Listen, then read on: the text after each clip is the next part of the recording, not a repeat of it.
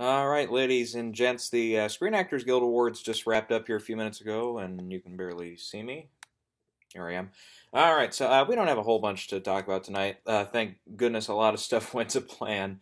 5 out of 6 categories I got right tonight, so good on to that one. I got one wrong. That was just stunt ensemble. That was kind of a big one, and it wasn't a televised one. So don't worry if you were watching the show and you didn't see that one. It was before the show. So anyway, so they gave that one to Wonder Woman and not to Dunkirk. Now this is probably one I'm going to spend the most time on here tonight because this isn't good for Dunkirk.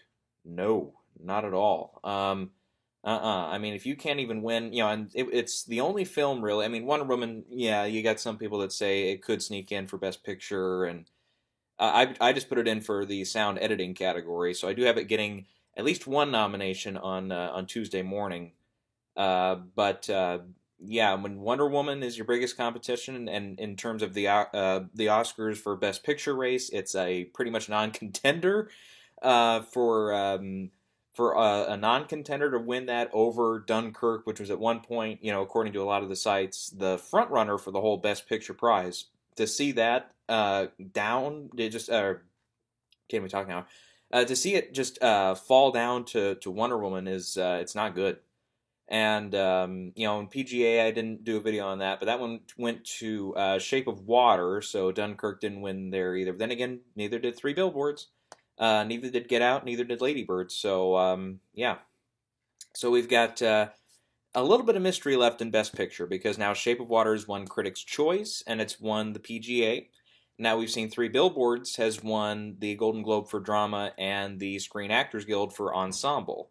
So they're tied right now. That's a pretty interesting field to get into there. And then we should mention too, Lady Bird did win the comedy prize at the Globe, so it's got an award in there too for sure.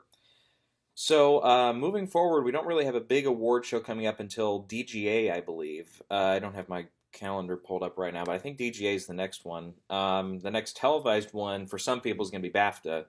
It's on BBC America and a few other things, or just BBC if you're over in the UK. So I think, at least, what's it called? Yeah, I don't know. I'm not over in the UK, so I don't know personally. But that's going to be the next one, and then after that, we finally get to the Oscars, and of course, nominations coming out this Tuesday morning. So we're going to get a little bit more information there, of course, and we'll see if there's any last-minute surprises that are thrown into some of the races here. But speaking of surprises, it looks like we're out of them in the acting races. I mean, I think tonight solidified it 100%. 100%, as long as any of these 4 actors don't kill anybody, throw phones at people like Russell Crowe did, or as long as Gary Oldman or Sam Rockwell don't have major accusations come out against them here in the next 3 to 4 weeks. I think it's these 4 at the Oscars too: Frances McDormand, Gary Oldman, Sam Rockwell, and Allison Janney. So congrats to them, all 4 of them. Great performances. And it's been a year for great things. I mean, when you look at each category, it's like, yeah, I'm glad it went to them, but it's like, but you got all these other people in the category that are great too. So it's overall, it's a great year for film. It's a great year, of course, for film movements, and to see some really silenced voices finally being able to speak out and to finally get their due. I think that's great too. And I noticed that was a running theme tonight too with that, because they had all female presenters handing out awards. We did have, like, Daniel Kaluuya was up there, and both Sam and Woody were there when they presented, like, the clip for, this is up for outstanding cast. When they did that doesn't count as a presenter. The ones, of course, that opened the envelope, that's what I'm talking about. But yeah, otherwise it was just the male winners and a couple of the male people up there that were just showing a clip from a movie. Those, otherwise it was all females up there. So that's something I noticed. So anyways, yep, that's how SAG wants to do it. That's how they want to do it. So yeah, I don't know. I don't really have an opinion on that, if that's good or bad. I mean, it's just a choice they made. So yeah, read into that what you will, everybody else. But anyways, yeah. So there's not really a whole bunch to talk about here tonight as far as SAG. I mean, I missed the first couple minutes of the show. But otherwise, it ran pretty smooth. I mean, it only went over by about 2 or 3 minutes, so that's pretty good for most of these award shows. Most of them will go over 5, 6, 7, maybe 10 or 15 minutes. But this one, it was pretty close to on time. Yeah, Kristen Bell as the host, the first time host for the SAG Awards, really useless. I mean, the same, pretty much like if, with Olivia Munn at Critics' Choice, where it's like, yeah, you get to do a couple jokes here and there that kind of, um, make a little bit of a better flow, so it's not just presentation of awards and the in memoriam and lifetime achievement and stuff.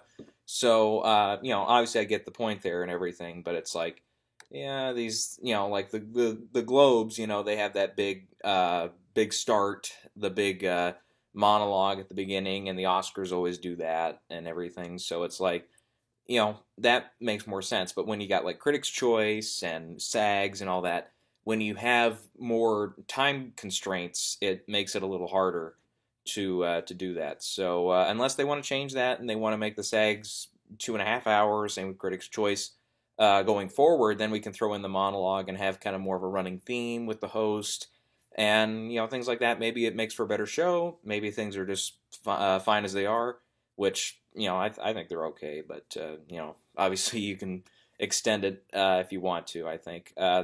Anyway, so yeah, the big question now after the PGA win for Shape of Water, are we all gonna make the same mistake we did last year, or will it even be a mistake to go against a film that's not at least nominated here at SAG for Outstanding Cast?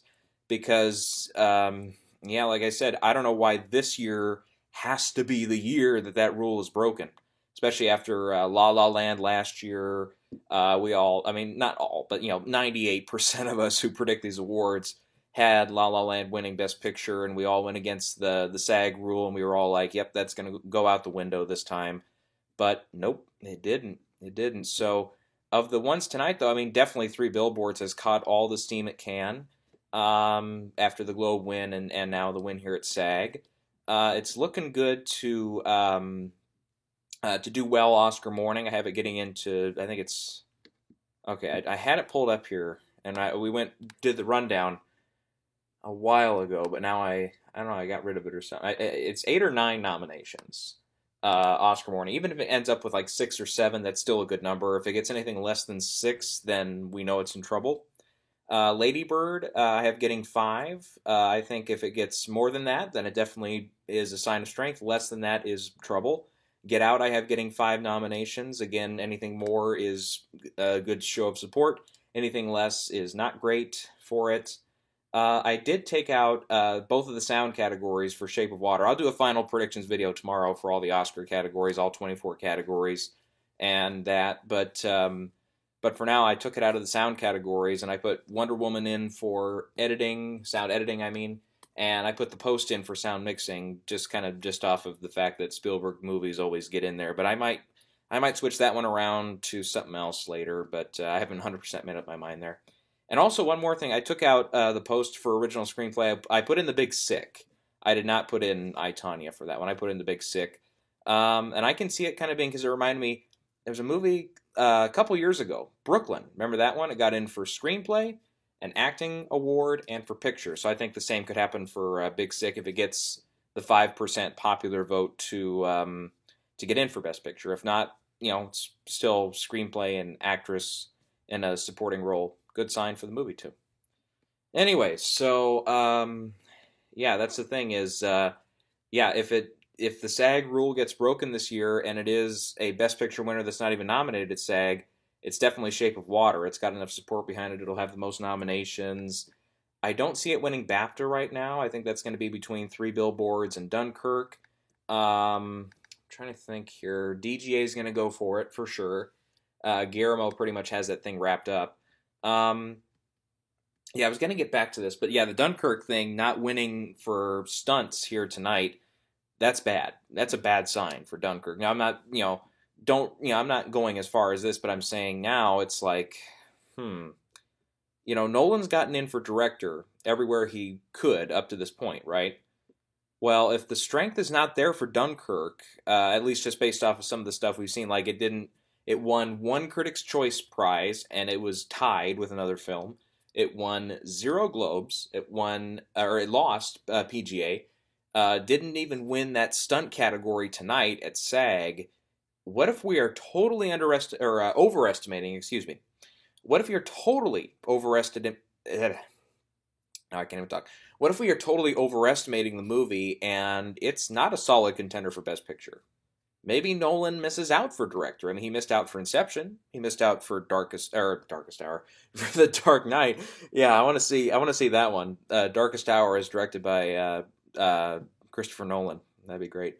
Anyway, so yeah, I don't know. I mean, obviously, I'm just saying that just off of the one award tonight. It didn't win, but it was like I thought it was like a guarantee that was going to Dunkirk, but nope. They went with Wonder Woman. Anyway, so yeah, with Three Billboards, one other thing I noticed too is when they showed the clips from both Woody Harrelson and Sam Rockwell, those clips weren't very familiar to me. Anybody else notice that? I think those were deleted scenes. And one of those deleted scenes, the Sam Rockwell one, has him talking with somebody who I guess I think it's the store clerk who works with Frances McDormand. I think it's the same actress. If not, it was somebody else. But it's smart. It's very smart. I think that was intentional to do that because I mentioned it. What was that? The Critics' Choice Predictions video, I think. Yeah, I mentioned this whole backlash against Three Billboards and the whole Twitter thing and all that. Well, of course, the big thing against Three Billboards is its racist intent and how it doesn't correctly follow up on that whole storyline. And well, I don't know. Maybe those clips show that, hey, Martin McDonagh is not a racist. He's not doing this intentionally. Maybe those scenes just got cut for time. Or maybe there was pacing issues with the movie, and it works better with them taken out. Now, of course, I'm not the editor on the film, so I can't, and I haven't seen the full clips of those deleted scenes, or if they even were, or if maybe we just all fell asleep during that scene of the movie, or what it was. But I'm pretty sure those were not in the movie. But yeah, it's definitely a smart tactical decision there to show that, hey, it's not Martin McDonagh and the cast and crew and everybody saying, we don't take, we take that extremely lightly and it's something we intentionally chose to not follow up on. No, I think that was, I think it's really, I don't know. I'm trying to think of the right word here. Naive, I guess. Naive to think that that's the way they think. But it's very propagandized, if you will, where I think some people are just putting that idea in other people's heads and it's sticking. So, anyways, but that's just me. I feel some of these campaigns against movies make no sense, and some do. Like the Zero Dark 30 one that year. I wasn't particularly rooting for that movie that year because I wanted Argo to win because that was my favorite. But after I saw the movie, I'm like, why did this get all the attention it did? Like all the backlash. I said, it's what happened, for the most part. Obviously, it's a movie. It's not 100% factual. It's not a documentary. But it's like the same idea of what they did in the movie is what happens. So you're arguing that the truth should not be there? Or, yeah, it's like some of these I just don't get. But, and this one, I've listened to all the arguments. I've read the New York Times article and the other articles and stuff, or a couple of them. I haven't read every last piece and every last tweet about it. But I just, a lot of this stuff I think is unfounded and agenda-sized. Is that a word, agenda-sized? But it's a big agenda, I think, because they want to vote for a different movie, I think is part of it. Just from what I'm seeing at least. But, I could be wrong. Maybe some people see it and I just don't. And we disagree on it. But you know what? I guess that's the way it goes. Anyway, so, but I noticed that with the clips. That's the whole reason I wanted to bring that up. And yeah, so I think even though the 4 acting races I think are solid, those are done.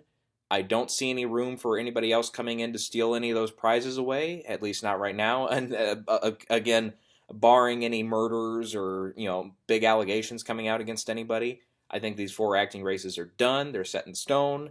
First time that's happened in about 7 years, probably. Back to the Black Swan and Fighter year, and Colin Firth winning all those prizes. So yeah, that makes my job a little easier come Oscar night. So, yeah. That still, it does leave a little bit of mystery for Best Picture, because when you look at it, Three Billboards, if it does win BAFTA, which it could win BAFTA, that's going to be the next time before we finally see it, because it's not nominated. It wasn't eligible for WGA. I doubt it's going to win tons of guild stuff, and none of that stuff is televised. Yeah, so it's, as long as it doesn't get, a very bad show Oscar nomination morning, and let's say for whatever reason, if Sam Rockwell misses out, or if the screenplay misses out, or for whatever reason McDonough is also not nominated for director, unless something that catastrophic happens, then Three Billboards is just going to really run on some other stuff, because Shape of Water, like I said, has the potential to win BAFTA. It's going to win DGA. It's going to have a lot more attention on it. So it's going to be a tight race coming down to it. And I think another thing, too, we're going to have to remember is what I was saying earlier in the PGA prediction video was how Lady Bird and Get Out, those two are at each other's throats for some people's votes, where it's like, I love them both, and one supports this side of Hollywood, and this one supports this side of Hollywood in the minorities. You know what I mean. But but I can't pick which one, so I'm gonna go Shape of Water, or I'm gonna go Three Billboards, or I'm gonna go Big Sick, or I, Tonya, or one of these other movies. So I'm not saying that these two are going to be dead last. Then I mean, there's definitely people that are 100% behind their choice. But when it comes to some of these other awards coming up, that's going to hurt them both. And Three Billboards, if this backlash keeps sticking a little bit, which I feel, again, I'm feeling like there's the same amount of backlash against that one now that there was against Birdman, and Birdman ended up winning that year. I don't know. We'll have to see. There's a lot still undecided at this point in Best Picture. Director is done. The acting races, I feel, are done. Unless Del Toro loses DGA, which I don't see happening at this rate. But, yeah, and then adapted screenplay, I think, goes with Call Me By Your Name. And original screenplay, I think it's down to Get Out and Three Billboards at this rate, because Three Billboards won the Globe for screenplay. Get Out won at Critics' Choice. And plus, I don't see Get Out winning picture or director or actor or editing at this point. So if it could be the only chance to award the movie, which happens sometimes. Yeah. So, but then at the same time, we've seen it the last 5 years. Your Best Picture winner takes screenplay. So that's another thing we have to remember too, though, is if Shape of Water is going to win picture, that means it's going to take a long screenplay too, unless that rule gets broken again this year. Which it was the year of The Artist, and it was the year of, when was the last one before that? Because King's Speech won. Gosh, I have to go back to No Country for Old Men won. Crash won. The Departed won. we named it one of these other times, but Chicago lost screenplay. That's true. And, because, yeah, Million Dollar Baby lost too, though, I think. Yeah, because who won that year for screenplay? I forget who it was now. But I think Million Dollar Baby also lost screenplay. So there are examples in the past, but it's just recently screenplay has always gone along with Best Picture, whatever category it ends up in. So, yeah, that's another thing we have to remember, too, is Shape of Water going to win screenplay? At this rate, I don't think so. Hasn't won any other screenplay or prizes. It's not nominated at some. So, yeah, I think that further supports the Three Billboards crowd. But, again, that's probably the only uncertainty we have at this point is what is going to win Best Picture. Right now, I think the support is still there for Three Billboards, but I get that there's some attention now getting drawn to Shape of Water. Definitely, there's still some people that are against Three Billboards. There's definitely people that are for Dunkirk and for Get Out and for Lady Bird. There's love interspaced here and there for like The Post and Call Me By Your Name and a few of the other ones there. So it's not 100% set in stone for picture, which is fine. We'll see what happens here in the coming weeks, and of course we'll see what happens Oscar morning. Before I go though, I never share this information ever, but it's like because it kind of shook me, because I woke up this morning and I was like, I had the craziest dream last night, because I dreamed that Three Billboards was up for picture, but Sam Rockwell and Woody Harrelson were not nominated. Peter Dinklage was nominated for supporting actor. It was a weird thing like that. The Post got nothing, or it got one award, I think. It got picture and nothing else, or something weird like that. Meryl didn't get nominated. That was the point of that one. God, what was it? It was weird because I read one category and it was the same movie nominated in all 5 slots. I don't remember what it was, but I think, oh god, it was a weird kind. I don't know what it was. Anyway, yeah. So if my dream comes true, then we're gonna see Peter Dinklage nominated Oscar morning. So we'll see what happens. All right, that's enough from me. I'm out of here.